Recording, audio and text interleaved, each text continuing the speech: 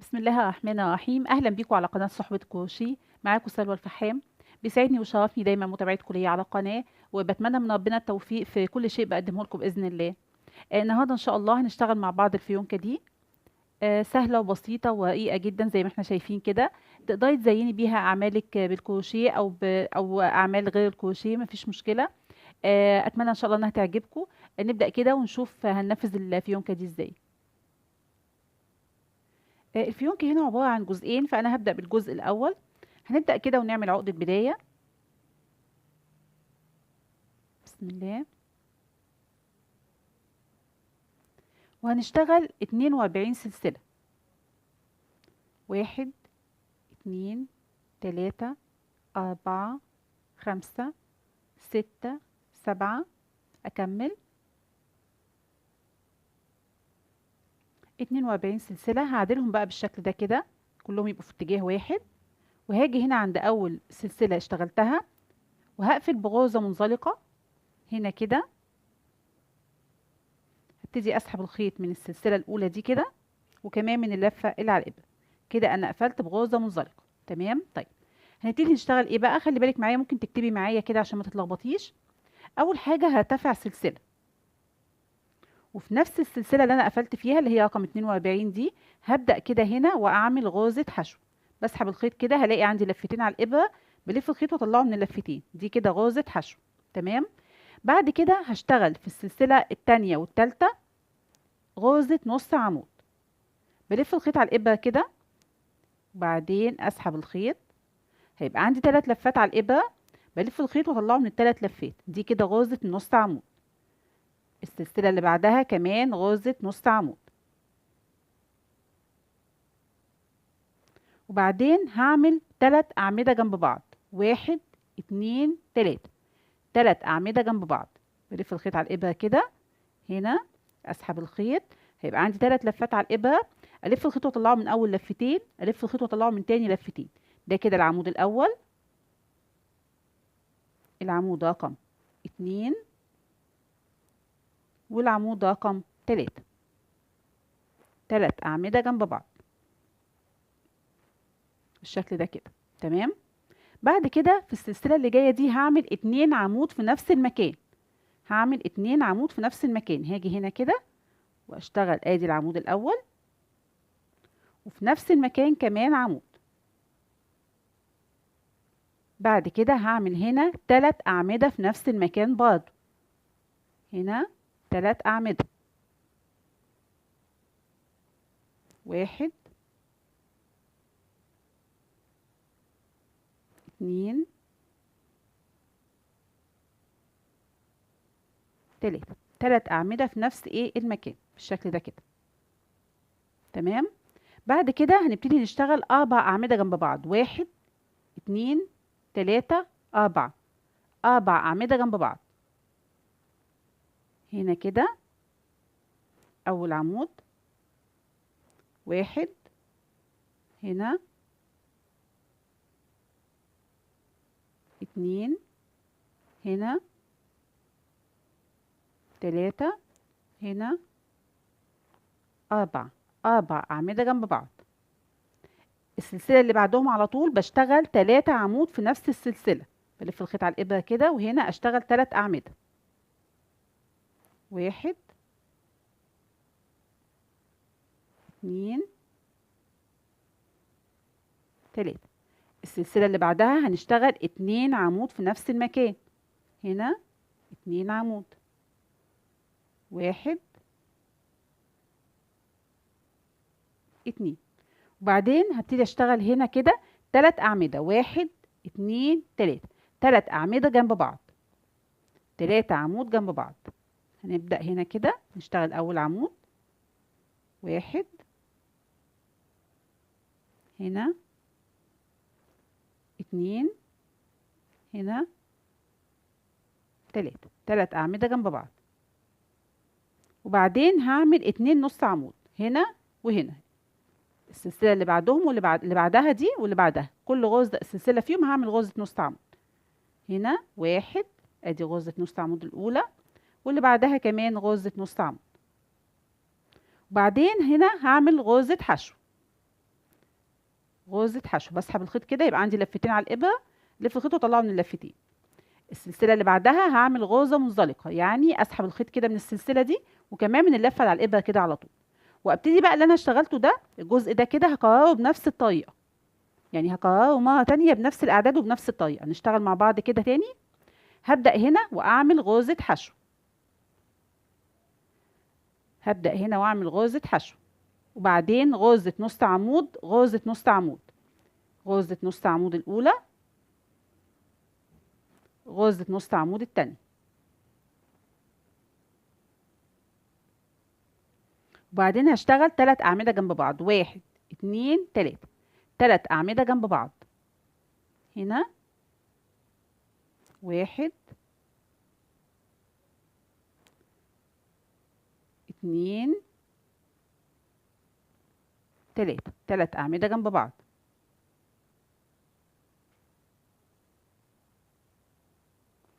بعد كده بشتغل هنا 2 عمود في نفس المكان، هنا 2 عمود في نفس المكان، 1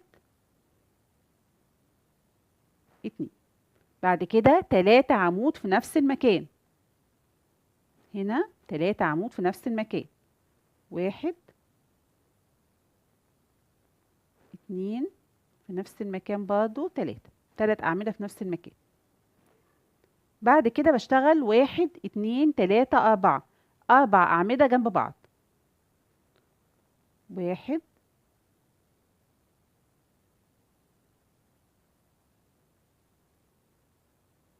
1 2 3 4، 4 أعمدة متتالية. بعد كده هنشتغل هنا 3 عمود في نفس المكان، 3 أعمدة في نفس السلسلة، 1 2 في نفس المكان ال3 أعمدة. السلسلة اللي بعدها هنشتغل 2 عمود في نفس المكان، في نفس السلسلة برضو، هنا 2 عمود،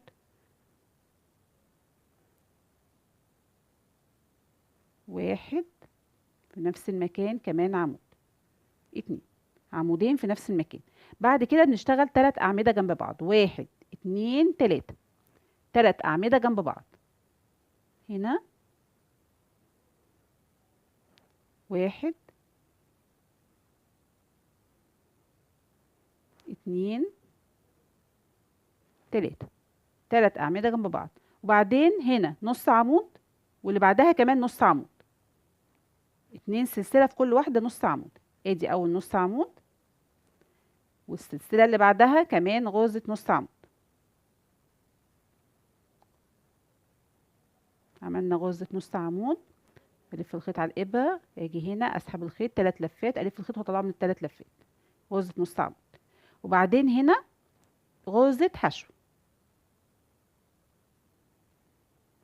وفي آخر سلسلة عندي بشتغل غرزة منزلقة، يعني اسحب الخيط من السلسلة كده ومن اللفة اللي على الإبرة. وبعدين بقى في الشغل بتاعي بغرزة منزلقة في أول غرزة حشو احنا عملناها، بسحب كده الخيط منها وكمان من من اللفة اللي على الإبرة دي كده. وبعدين هقص الخيط بس اسيب مسافة كده شوية عشان اثبتها، واسحبه بقى كده لفوق الخيط. وبعدين هبتدي الضمهم في بعض، خيط البداية وخيط النهاية، ابتدي كده الضمهم في بعض من غير ما اشد ولا حاجة كده. احاول بقى اعدل الجزء ده كده بايديا، وبقى كده الجزء الاول بالشكل ده.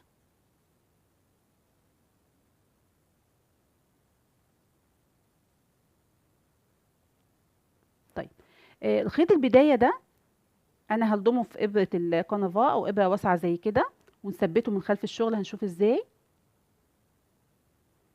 من خلف الشغل كده زي ما اتفقت معاكي. بحاول اثبت الخيط ده كده بين الغرز عشان اخفيه، وكمان يبقى شغلي دايما متثبت كويس، ما شدش خالص كده، والزيادة طبعا هقصها. كده خلصنا الجزء الاول من الفيونكة بقى بالشكل ده. تمام. طيب نشتغل الجزء التاني من الفيونكة، نشوف هنشتغله ازاي. هعمل عقدة بداية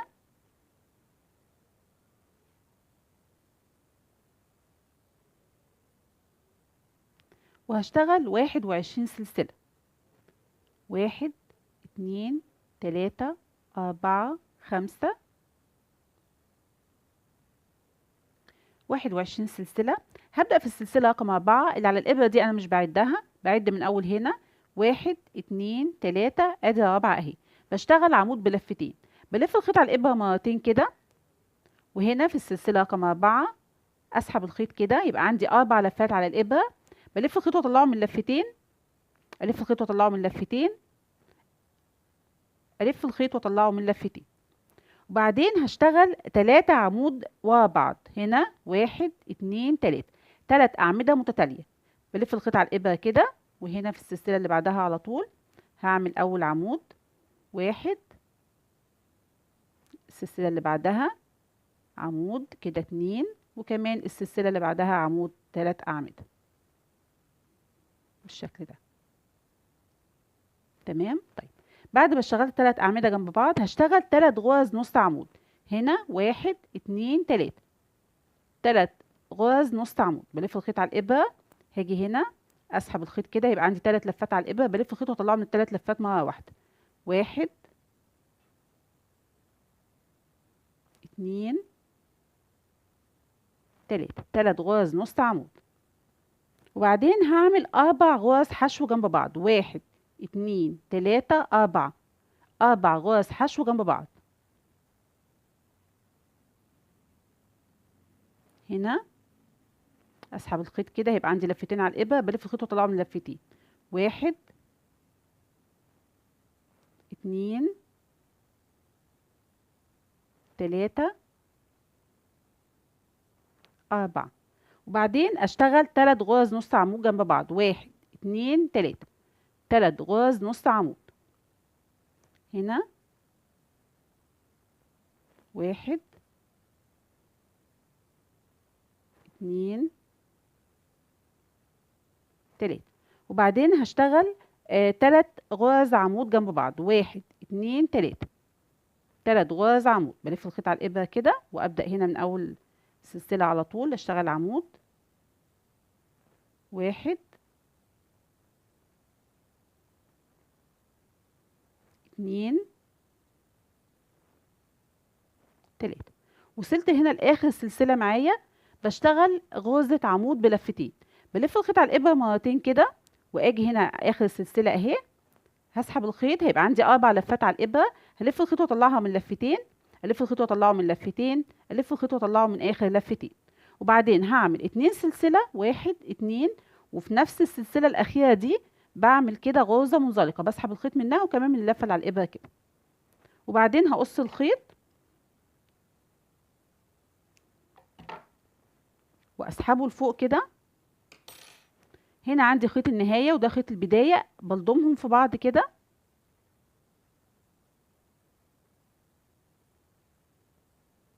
وكمان ممكن مرة كمان.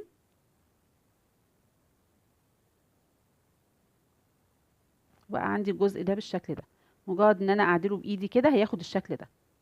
شايفه ازاي؟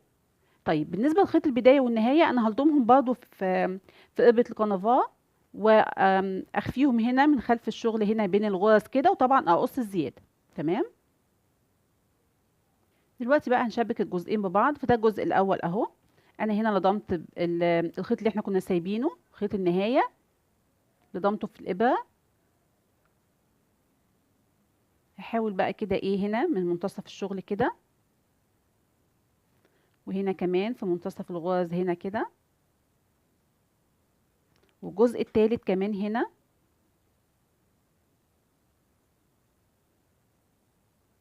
بالشكل ده كده. وبعدين هسحب الخيط ده كده، احاول بقى اظبط الفيونكة بتاعتي بالشكل ده كده، والخيط ده هحاول الفه بقى كده في المنتصف، وانا بلفه طبعا بظبط ايه الفيونكة كده.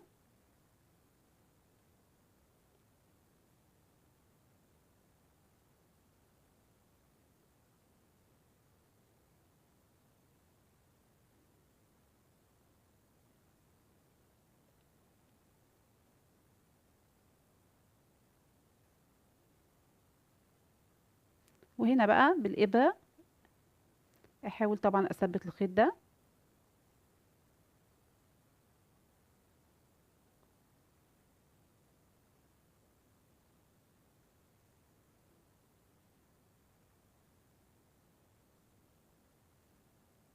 طبعا الخيط ده انا هسيبه زي ما هو كده عشان انا هثبت الفيونكة من خلاله، يعني هسيبه كده طويل زي ما هو عشان ايه؟ اثبت الفيونكة من خلال الخيط ده. شايفة شكلها بقى جميل قد ايه؟